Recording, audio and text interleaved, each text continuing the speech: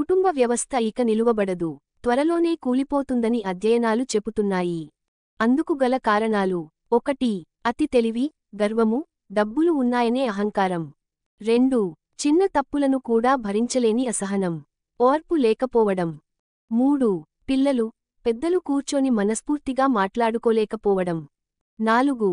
ఎక్కువ సమయం టీవీ, ఫోన్లు, ఇతర నెట్ ప్రోగ్రాంలలో మునిగిపోవడం.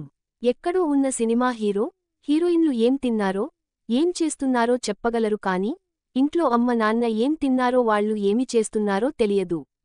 5. చిన్న విషయాలకు అలిగి, స్వంత వారితో కూడా దూరంగా ఉండటం. 6. ఎవరో ఒకరి నోటి దురుసుతనం, కోపం వల్ల కుటుంబం అంతా చెదిరిపోవడం. 7. ఆర్థిక విషయాలలో ఇంటి పెద్దల సలహా తీసుకోకపోవడం. 8.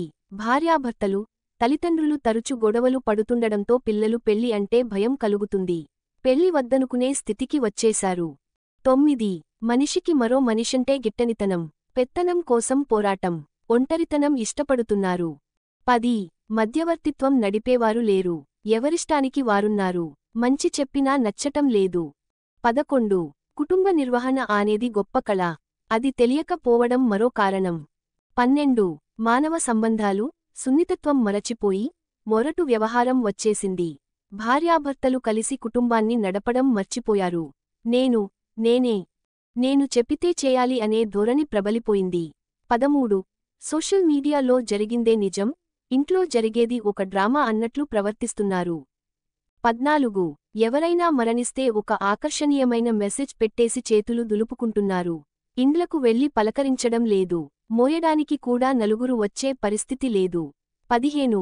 ప్రజలంతా ఎవరికి వారే అన్నట్లు నిర్లిప్తంగా ఉండిపోతున్నారు, ప్రక్కనే గొడవలు అవుతున్నా చూస్తూ వెళుతున్నారు తప్ప ఆపే ప్రయత్నం చేయని పరిస్థితి.